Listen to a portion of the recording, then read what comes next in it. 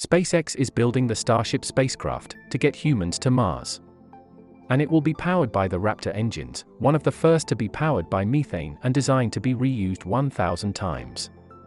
Elon Musk, the CEO of SpaceX, is solely focused on going to Mars. To do so, a massive new spacecraft will be needed, powered by a new rocket engine, unlike anything seen before. Now here comes SpaceX's next big thing, the Raptor engine. And recently, CEO Elon Musk wrote on Twitter that the company plans to build an engine, known as Raptor 2. This would be a more powerful version of the Raptor engine, currently being used for the under-development Starship vehicle. In this video, we will talk about what makes the SpaceX's Raptor engines so special. But first, welcome to Stuffbox Tech. We produce the most interesting and informative tech videos every week.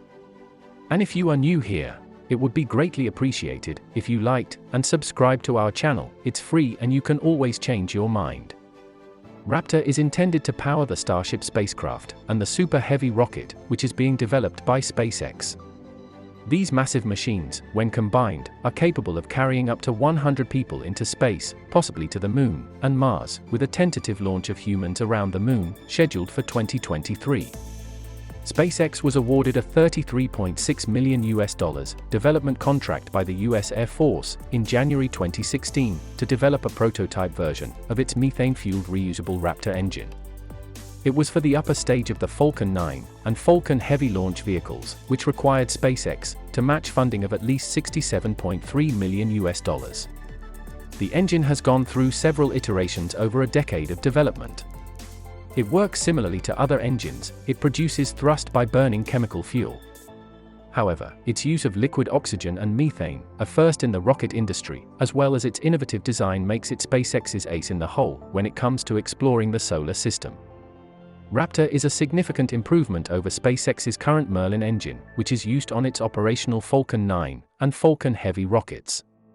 Despite being the same size, it has twice the thrust of its predecessor due to a much higher pressure, with 380,000 pounds of thrust at sea level versus 190,000 pounds. The use of methane is another speciality of the engine. Starship's test hop was the first time a methane-powered rocket engine had actually taken flight, as no other methane-fueled rocket has ever made it to orbit. When compared to other fuels like kerosene, methane prevents deposits from forming in the engine, a process that is known as coking, and its higher performance allows for lower costs. Raptor also employs a full flow-stage combustion engine, making it only the third in history to do so. Whereas Merlin employs the more common, open-cycle system. The previous two attempts, one in the Soviet Union in the 1960s, and the other in the United States in the early 2000s, never progressed beyond testing. A full flow-stage combustion engine is defined as the one in which a pump spins a turbine to drive the engine, with a preburner injecting a small amount of fuel to start the process. In a traditional open-cycle engine, some propellant is expended to start the process, but Raptor will use every last drop of propellant available, making it one of the most efficient rocket engines ever built. As a result, Raptor has a much higher pressure than Merlin, about 3 times higher, making it the world's highest pressure rocket engine, and resulting in its larger thrust than Merlin despite its similar size. In 2016, Musk mentioned the insane pressure of 300 bars inside the engine's main chamber, which necessitated the development of a new metal alloy. The use of methane, which harkens back to SpaceX's ultimate goal, is Raptor's other major advancement over its predecessor. SpaceX isn't the only company switching to methane.